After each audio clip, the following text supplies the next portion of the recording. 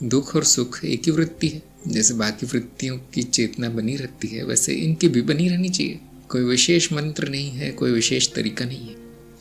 ये जान लेना कि हर आना जाना अनुभव मैं नहीं हूँ, मैं इनका दृष्टा हूँ, यही विधि है। इतना स्मरण कर लेना ही विधि है।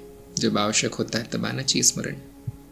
साक्षी भाव ज्ञान का परिणाम है, और अगर वो रहता नहीं है तो उसका कारण ये नहीं कि आप कुछ कर नहीं रहे हैं या वहाँ पे किसी तंत्र मंत्र की कमी नहीं है, ये कारण नहीं है। बस इतना है कि वो स्मरण नहीं आ पा रहा क्योंकि अभी तक वो ज्ञान का संस्कार इतना गहरा नहीं छपा। जैसे कि अभी भी मैंने बताया, जो संस्कार जितने गहरे होते हैं, जितने शक्तिशाली होते हैं, उतनी बार दोहराए जाते हैं, उतनी बार प्रकट होते हैं। तो क्या हुआ है कि वो ज्ञान अच्छे से छपा नहीं है अभी तक, या तो उस पर शंका है, या तो उसको भुला दिया गया है कि ये ज्ञान इतना महत्वपूर्ण नहीं, चित्तवृत्ति महत्वपूर्ण है, उसको बंद करना महत्वपूर्ण है। ऐसे ही चल रहा है कुछ, ये नहीं होना चाहिए चित्त में, वो होना चाहिए। यदि वहाँ पर ध्यान है और मैं क्या हूँ तो भुला दिया गया है पूरी तरह से कि वो तो महत्वपूर्ण नहीं, वो तो कार्यक्रम में था, हो गया, अब कौन याद करे उसे बार बार।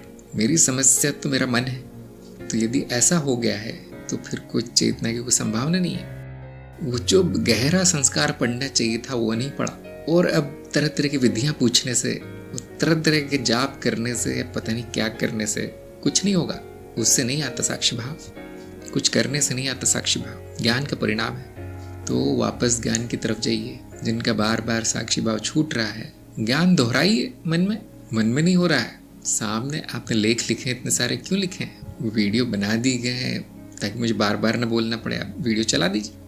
जितना गहरा संस्कार पड़ेगा उतनी जल्दी याद आएगा। अब यदि वो इतना गहरा हो गया कि आपका जीवन परिवर्तित कर दिया उसने, इतना शक्तिशाली हो ज्ञान आपके लिए, तो अब प्रयोग की क्या ज़रूरत है, अब कोई साधना की क्या ज़रूरत है, वो तो अपने आप ही हो रही है।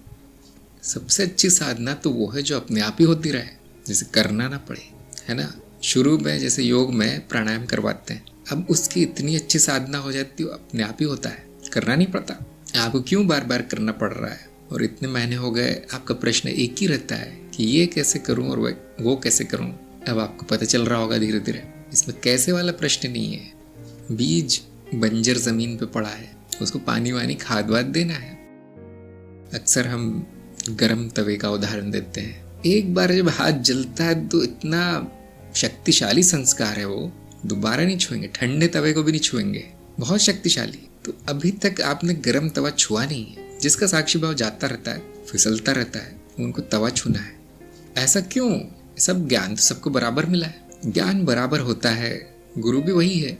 एक ही वीडियो सबने देखा है, एक का जीवन परिवर्तित हो गया, मुक्त हो गया, जीवन मुक्त हो गया, उसके सब छूट गया जैसे किसी ने कहा था, और एक तो बस संघर्ष कर रहा है कि मेरे मन को काबू में कैसे कर लूं। ऐसा क्यों? एक ज्ञान मार्ग के लिए बना था और दूसरा ज्ञान मार्ग में इसलिए आ गया क्योंकि उसके पास कोई उपाय नहीं था। कोई बात नहीं, आ गए हैं तो अपना लीजिए उसे, गरम तवा छू लीजिए, उसका महत्व जानने का प्रयास कीजिए। जो बताया गया है, जो ज्ञान दिया गया है, वो कितना महत्वपूर्ण है, कितनी बड़ी चीज़ है वो, उस पर मनन कीजिए कि ये जो बताया गया था ये है क्या। समझ में तो आ गया, लेकिन उसका प्रभाव उतना नहीं है जितना होना चाहिए। ये इसलिए क्योंकि सभी चित्त अलग अलग है ना, सभी साधक थोड़े थोड़े अलग हैं, इसलिए उसी ज्ञान का प्रभाव अलग अलग पड़ता है, अलग अलग मात्रा में पड़ता है। ऐसा मेरा स्वयं का अनुभव है कि किसी किसी के सामने वो चीज़ें बोली जाएं, ज्ञान यदि उनके सामने रखा जाए, तो कुछ लोग तो पता नहीं टीवी देख रहे हैं कुछ लोग कहीं और बात कर रहे हैं, मैसेज कर रहे हैं इधर उधर, और वो सुन रहे हैं, और कुछ लोग फूट फूट के रो रहे हैं, खाना वाना भी छोड़ दिया, गुरु के चरणों में आगे पड़ गए। ऐसा क्यों? एक तैयार नहीं है और एक पूरी तरह पक गया है। एक पे कृपा हो गई है और दूसरे पे होगी कभी जाके आगे। जैसे हम उदाहरण देते हैं, पत्थर पे बीज पड़ गया तो कैसे उगेगा? उपजाऊ मिट्टी में पड़ना चाहिए ज्ञान बीज। तो यदि परिणाम नहीं निकल रहा है ज्ञान का सीधा सीधा, तो फिर अपने मन में झांक के देखना है। अब विधि में गड़बड़ नहीं है, विधि है ही नहीं कोई। ज्ञान मार्ग में क्या विधि है? कोई विधि नहीं। मैं क्या बोलता हूँ, स्मरण करते रहना 24 घंटे बड़ी सीधी सादी विधि है। ये कैसे कर लूँ, वो कैसे कर लूँ, कोई विधि नहीं है। देखिए, लोग चकरा जाते होंगे कि एक दिन तो ये कहते प्रयास कीजिए, आप कर ही नहीं रहे कुछ। आप चौथे चरण में है और कुछ लिख के भेजते नहीं मुझे क्या कर रहे हैं। और दूसरी तरफ वो वीडियो में कहा गया प्रयास से नहीं होगा प्रयास से नहीं होगा ये। अब मैं करूं तो क्या करूं, बड़ी विचित्र स्थिति है। प्रयास केवल सांकेतिक है, यहाँ पे संकल्प धारण करने का प्रयास है, उसमें लीन रहने का प्रयास है। चेतना को नहीं लाया जा सकता प्रयास से। जैसे आप कितना भी प्रयास कर ले नींद नहीं आती, जितना प्रयास करेंगे उतनी नींद उड़ जाती है, क्योंकि कुछ कर रहे हैं तो वो जो शांति चाहिए नींद के लिए वो नहीं आ रही। वैसे ही है ये, क्या करूं नहीं पूछना है, क्या हो जाऊं मैं कि साक्षी भाव आ जाए, अब आसान है। क्या करूं मैं कि साक्षी भाव आ जाए, अब करते रह जाओगे कभी नहीं आएगा। जो आप है वो हो जाइए, अब वो हमेशा ही रहेगा, अब वो जाएगा भी नहीं। अब आप उसको भगाएंगे तो भी नहीं जाएगा वो।